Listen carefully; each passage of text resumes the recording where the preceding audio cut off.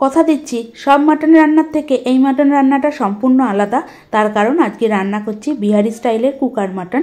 তার জন্য এখানে 2 কেজি মাটন নিয়েছি। এর মধ্যে 1.5 চামচ লবণ, 2 চামচ হলুদ গুঁড়ো আর বেশ খানিকটা কাঁচা সর্ষের তেল দিয়ে আধ ঘন্টা মতো ম্যারিনেট করে রাখছি। হাতে যদি সময় থাকে এর থেকে বেশিক্ষণ ম্যারিনেট করে রাখলে আরও ভালো। যেহেতু কুকার মাটন তাই জন্য গ্যাসে প্রেশার কুকার বসিয়ে দিয়ে বেশ খানিকটা সর্ষের তেল দিয়ে 3-4টে তেজপাতা, 5-6টা গোটা গোলমরিচ, একটা বড় এলাচ, 5-6টা ছোটো এলাচ, 3-4টে দারচিনি স্টিক, লবঙ্গ 4-5টা আর একটা জয়িত্রী ফুল হাতে গুঁড়ো করে দিয়ে দিলাম। এবার 5-6টা শুকনো লঙ্কা ফোড়ন দিয়ে দেবো।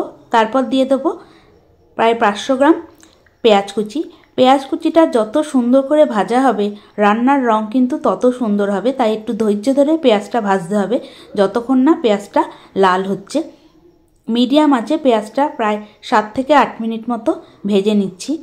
আস্তে আস্তে পেঁয়াজটা লাল হতে শুরু করে দিয়েছে আর আমি একটা অন্য কড়ায় আলুগুলো ভেজে তুলে নিয়েছি।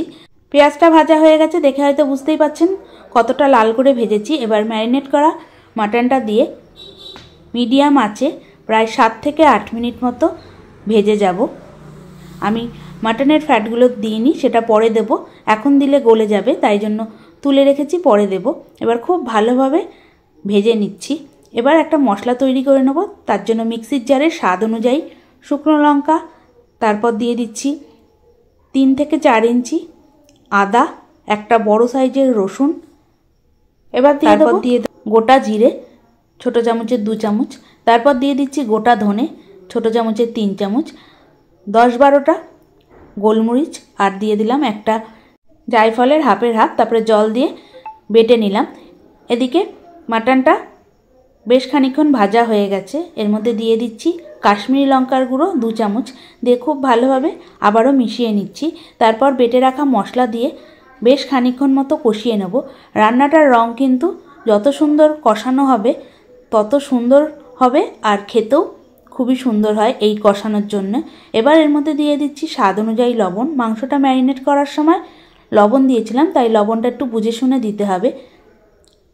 আস্তে আস্তে দেখতে পাচ্ছেন কালারটা চেঞ্জ হতে শুরু করে দিয়েছে, চারিপাশ দিয়ে তেলও বার হতে শুরু করে দিয়েছে। প্রায় 15 মিনিট কষানোর পর এবার এর মধ্যে দিয়ে দিচ্ছি মাটনের ফ্যাটগুলো, দিয়ে খুব ভালোভাবে মাটনের সঙ্গে ভালো করে মিশিয়ে নিলাম। আরও 2 থেকে 3 মিনিট মতো কষানোর পর এর মধ্যে দিয়ে দিচ্ছি 3-4টে গোটা রসুন। রসুনের মাথার দিকটা কেটে নিয়েছি, মানে যেই দিকটায় শেকড় থাকে সেই দিকটা একটু কেটে নিয়েছি। তারপর দিয়ে দিচ্ছি ভেজে রাখা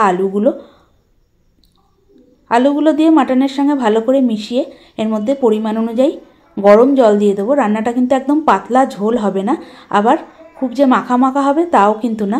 গরম জল অবশ্যই লাগবে, না হলে ঠান্ডা জল দিলে মাটন আবারও শক্ত হয়ে যাবে।